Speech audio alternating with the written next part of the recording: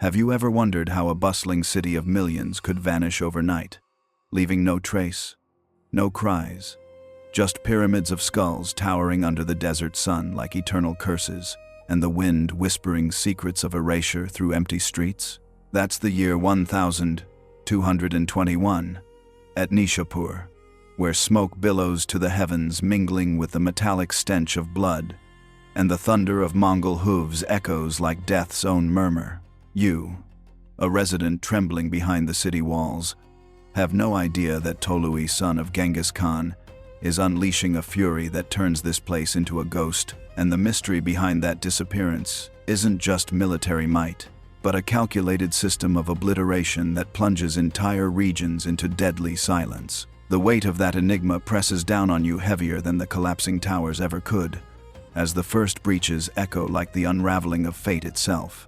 Before diving into these forgotten stories of survival and suffering, if you enjoy learning about the hidden truths of history, consider hitting that like button and subscribing for more content like this. And please comment below to let me know where you're listening from. I find it incredible that we're exploring these ancient stories together from different parts of the world, connected across time and space by our shared curiosity about the past. What city disappearance shocks you most? Share below to keep the conversation alive. The city is a labyrinth of terror, its winding streets and alleys alive with the frantic clatter of fleeing sandals slapping against sun-baked earth strewn with debris, the desperate crackle of torches igniting thatched roofs in a bid to deny the invaders' spoils, and the low, guttural moans of the wounded who slump against shadowed doorways like forsaken statues, their blood pooling in dark rivulets. You're not alone behind these once impregnable walls that promised eternal prosperity, but now enclose you like a tightening noose of fate. Other citizens, their faces gaunt and streaked with ash from hasty prayers at household altars smeared with incense, huddle nearby in the dim recesses of archways and courtyards, their eyes darting like cornered deer that sense the predator's inexorable encirclement. Some are from your own bustling quarter, their familiar robes now rent and caked with the dust of panic. Others are strangers from the teeming bazaars or scholarly madrasas, their origins, as varied as the exotic silks and spices they once bartered under the Sunday. The Mongols encircling the city in a vice of horsemen don't care about your intricate crafts or your interwoven kin ties, your ornate mosques echoing with calls to prayer, or your vibrant markets that once thrummed with haggling voices. To them, you are mere inhabitants to be methodically erased, human fodder for their insatiable machine of conquest that grinds flourishing civilizations into silent dust. The man directing this unfolding carnage, Tolui, the favored son of Genghis, born Temujin in 1162 AD on the rugged banks of the Onon River, stands motionless in his command tent amid the swirling sands, his fur-lined cloak catching the harsh, unrelenting glare of the midday sun that casts long shadows like fingers of doom. His face is stern, etched with the unyielding lines of command forged in steppe hardships. His orders barked with a precision that cuts through the chaos like a saber, but there's a flicker of burning vengeance in his piercing gaze, a personal hunger for retribution that transcends strategic gain and delves into the visceral, born from the arrow that felled his kin Tokar during a prior assault on the city's outskirts. He doesn't charge forth with gleaming lances or scale the battlements in person. Instead, he gestures curtly to his seasoned warriors, hulking figures scarred by countless campaigns and hardened by the unforgiving winds of the steppes, and mutters terse orders in a guttural tongue you strain to decipher from your vantage, the words carrying on the hot breeze like ill portents of slaughter. The warriors nod grimly and surge forward, their grunts and the thunder of hooves swallowed by the escalating din of breach and bedlam. You want to scream raw defiance to the blistering sky, to rally your trembling neighbors with impassioned pleas for unity against the horde. But your body betrays you utterly, frozen rigid by the deepening dread of what those advancing shadows herald, an obliteration that no plea or prayer can avert. This is not a tale of epic battles waged on open fields or protracted sieges broken by heroic sallies alone, though those are the glorified stories. History loves to etch into its enduring chronicles, with strokes of valor and triumph. The Mongol Empire, masterfully forged by Genghis from his pivotal unification of the fractious tribes in 1206 AD to his mysterious death in 1227 AD, amid yet another campaign, stretched like a colossal, unyielding shadow from the shimmering azure shores of the Pacific to the turbulent, azure expanse of the Caspian Sea, a vast dominion built on the indomitable backs of nomadic warriors and the smoldering ruins of subjugated civilizations. But beneath the celebrated narratives of lightning, cavalry charges thundering across the vast plains, and formidable cities crumbling under relentless assault, lies a darker, more harrowing truth, one rarely dissected in the annals passed down through the ages, whispered only in the horrified margins of survivor testimonies. The systematic and total extermination of entire urban populations, transforming bustling, vibrant metropolises teeming with life into eerie ghost towns overnight, their streets silenced and their echoes extinguished as if they had never been. The secret history of the Mongols. That enigmatic 13th century text chronicling the empire's meteoric rise from nomadic obscurity glorifies the sweeping conquests and tactical brilliance, but it is the Persian and Arabic chroniclers, those wide-eyed scribes who bore witness to the devastating tide sweeping through their lands, that unveil the full, gruesome scale of this methodical erasure. Cities like Nishapur, Merv, and Herat were not merely defeated or looted in the heat of battle. They were deliberately and comprehensively erased from the map. Their inhabitants, men, women, children, even livestock slaughtered in frenzied orgies of violence that unfolded over mere days, leaving behind pyramids of severed heads as macabre monuments to Mongol wrath. To understand this chilling methodology of obliteration, we must trace back to the man who architected it, and the unforgiving world that forged his unyielding will, a legacy of vengeance that cascaded through his progeny like an unrelenting torrent. Temujin's early life was no stranger to profound hardship and betrayal, imprinting upon him a worldview where mercy was a weakness and total dominance, the only path to security. Born into the Borjigin clan amid the harsh steppes, he was the son of Yesugei, a minor chieftain navigating precarious alliances, and Hoelun, a resilient woman abducted from the rival Merkid tribe, in a raid that mirrored the very tactics he would later perfect. By 1171 AD, when young Temujin was merely 9, his father fell victim to poisoning by Tatar rivals, a treacherous act that shattered his family's standing. His tribe, bound by the steppe's brutal code, abandoned them to the merciless embrace of the wilderness, leaving them to scavenge roots, hunt small game, and evade assassins who saw the boy as a potential threat to their power. Hoelun raised her children in grinding poverty, instilling in Temujin the arts of endurance and cunning amid constant peril.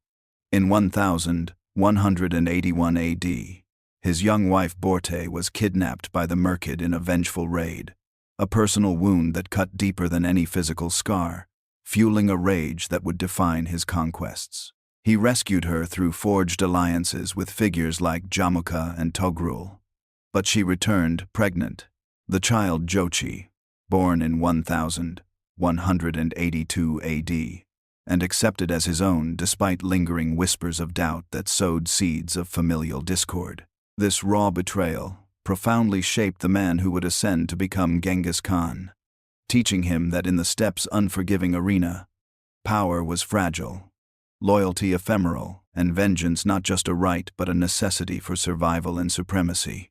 By 1206 AD, after years of brutal internecine campaigns marked by the execution of his half-brother Bektar, the betrayal and defeat of erstwhile ally Jamukha, and the crushing of tribes like the Naimans Temujin, had unified the disparate Mongol clans under his banner and assumed the exalted title Genghis Khan, meaning universal ruler. His burgeoning empire was not merely a military juggernaut of unparalleled mobility. It was a meticulously engineered system of terror and control, where recalcitrant cities served as exemplars, their utter destruction a calculated message to deter future resistance and cement Mongol hegemony. You feel it now, the insidious weight of impending doom pressing like a scorching brand on your skin. As the first Mongol warriors breach the gates with a deafening crash of splintering timber, their curved blades glinting menacingly in the unrelenting sun, and a cacophony of screams erupts like a hellish chorus from the labyrinthine streets. Raw and unrelenting, the air turns even thicker, heavy with the choking dust of collapse and the metallic tang of spilled blood that seeps into every crevice, while fleas from the invaders' mounts leap into the fray like harbingers of further woe. Outside the crumbling walls, the Mongol camp hums with disciplined movement, horses snorting plumes of dust into the arid heat, men bellowing war cries that reverberate like thunder, the ominous clash of iron as fresh weapons are drawn and shields locked. You hear the desperate citizens whispering urgently amid the pandemonium, their voices brittle and fractured by terror, some pleading for divine intervention in hoarse sobs, while others clutch improvised weapons with white-knuckled desperation. A boy, scarcely 12 with dirt-smeared cheeks, clutches a jagged dagger too large for his hands, his eyes hollowed by the shadow of inevitable loss. An older woman, her hands roughened from years of grinding grain, mutters fervent curses in a dialect laced with ancient invocations, her veil torn and fluttering like a surrender flag. They are all different artisans with ink-stained fingers, merchants with ledger-sharp minds, scholars murmuring forgotten verses yet bound by the same inexorable fate, their shared horror, weaving them into a fragile, doomed tapestry against the encroaching slaughter that spares no soul. The Mongol system of urban extermination was ruthless, but calculated to a chilling precision, categorizing their targets like prey in a hunt, with phases unfolding like a meticulously scripted ritual of destruction.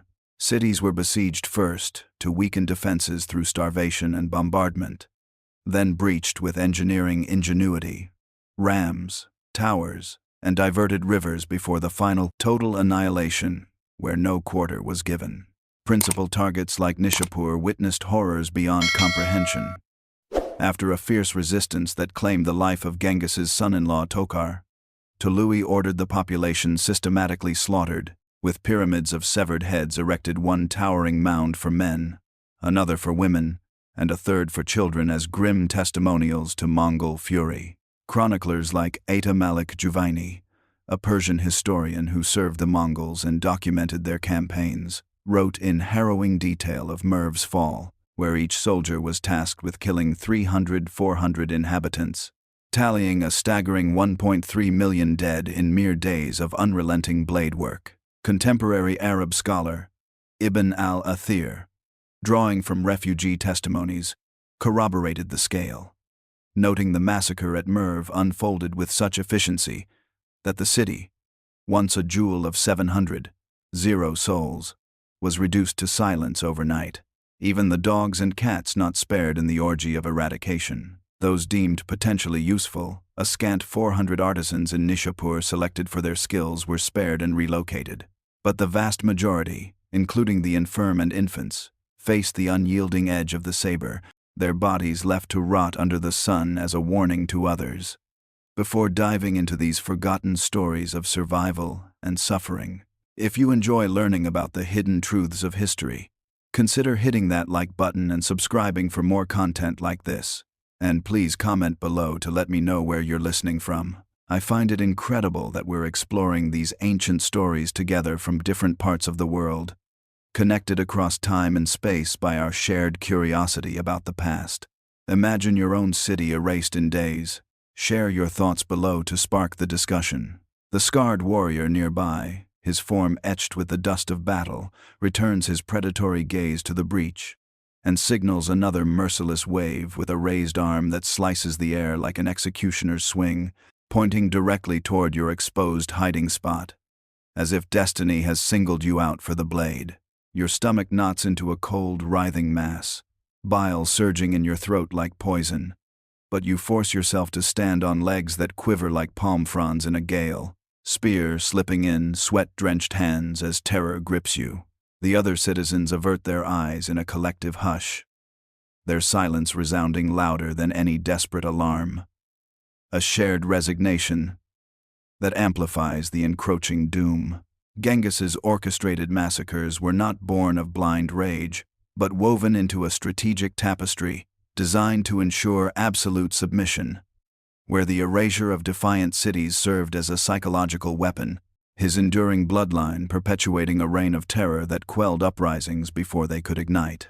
By methodically depopulating regions like Khorasan, he created wastelands where no seed of rebellion could take root, his descendants amplifying the horror across generations.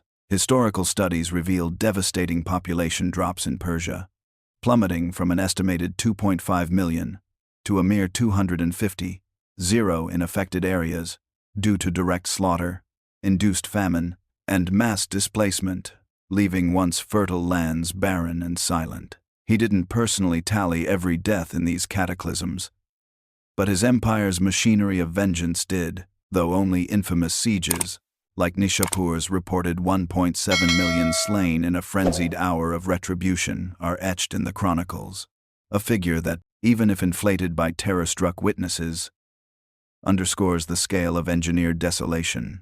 But here's the vengeance you didn't see coming. These erasures were often triggered by personal slights, like the arrow that felled Tokshar at Nishapur, transforming tactical conquest into a blaze of familial retribution that consumed innocence wholesale. You wonder, as you're inexorably dragged into the sun-blasted street amid the swirling dust of chaos, if your fleeting life will be just another forgotten tally in the Empire's blood-soaked ledger, a nameless heap amid the mounting carnage.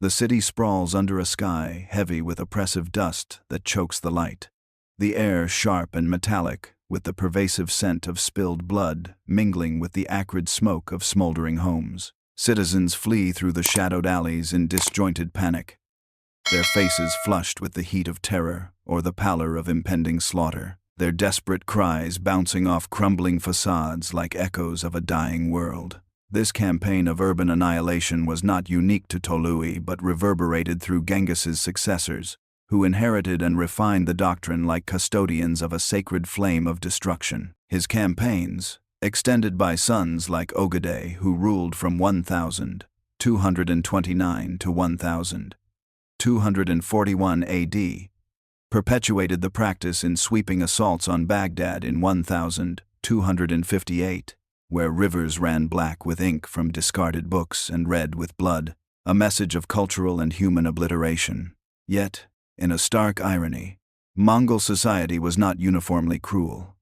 Their nomadic pragmatism fostered vast trade networks under the Pax Mongolica, bridging continents with goods and ideas, but for the inhabitants trapped in besieged strongholds, such distant benefits were illusory myths, overshadowed by the immediate agony of blades descending without mercy. You learn this bitter truth as the hours of siege blur into a fevered continuum of horror, the relentless rhythm of the onslaught imprinting itself on your fraying soul like an indelible scar.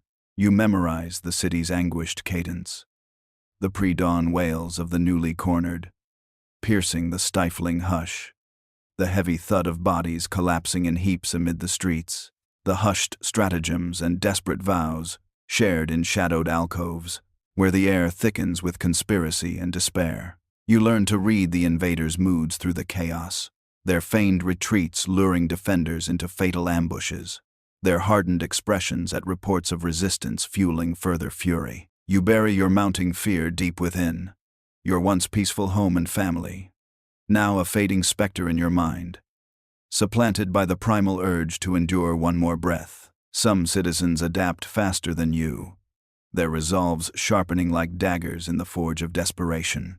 A Persian artisan named Ali, his eyes as keen as a falcon's despite the encroaching shadows of doom, whispers one night in the dim glow of a hidden ember about a prior fall like Herat, where a twist of flooded defenses briefly stemmed the tide before vengeance redoubled. The story serves as a stark warning. Even momentary alliances or clever ruses crumble under the weight of such overwhelming terror, and hope is a fragile luxury long forsaken in this inferno of erasure. Yet amid the encroaching abyss of slaughter, there are fleeting flickers of humanity that pierce the veil of despair like unexpected oases in the desert waste. near the shattered porticos where the wind howls through breaches like lamenting spirits. A weathered healer approaches with a skin of tepid water drawn from a hidden cistern, her hands steady despite the tremors of exhaustion afflicting so many. Her face is lined with the etchings of endless ordeals, her eyes holding a quiet, unyielding defiance against the horde's blade, but her gesture, a simple sharing of sustenance, laced with herbs to dull the pain of wounds, feels like a tenuous lifeline cast across a chasm of oblivion. She teaches you the subtle signs of the invader's patterns in hushed, urgent tones amid the distant clamor. Her voice calm and resolute. The feigned withdrawals that bait traps, the signals of impending charges in their horn blasts, the rare pauses where mercy might be begged for artisans. These moments are rare, precious respites in a maelstrom of suffering, but they anchor you steadfastly, preventing the utter shattering of your spirit as the noose of annihilation tightens relentlessly.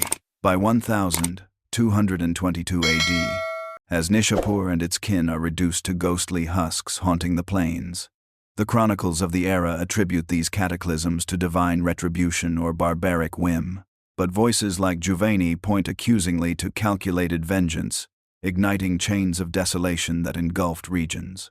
You're still ensnared in the skeletal remnants of your city, now under the watchful, victorious gaze of Mongol sentinels as the last pockets yield. The campaign's purpose shifts with the conquest. Some scant survivors, skilled craftsmen or informants spared and marched away, forgotten in the empire's vast relocation schemes, while the multitude faced the silence of the blade.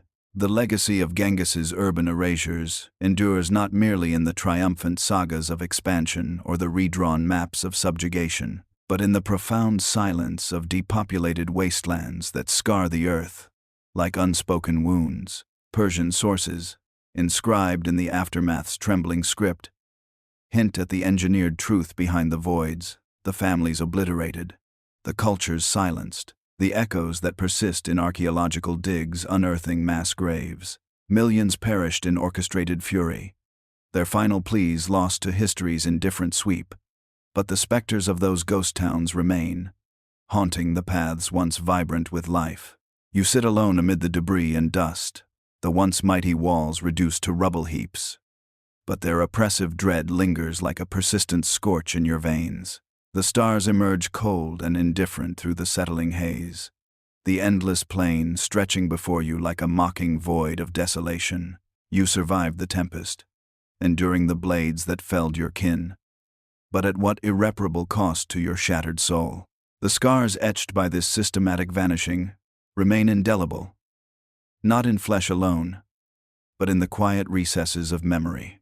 They are not proclaimed in victorious epics, not carved into enduring monuments, but they persist eternally, woven into the fabric of ages, carried on the arid winds that bear the faint, eternal cries of the forgotten across the boundless horizons.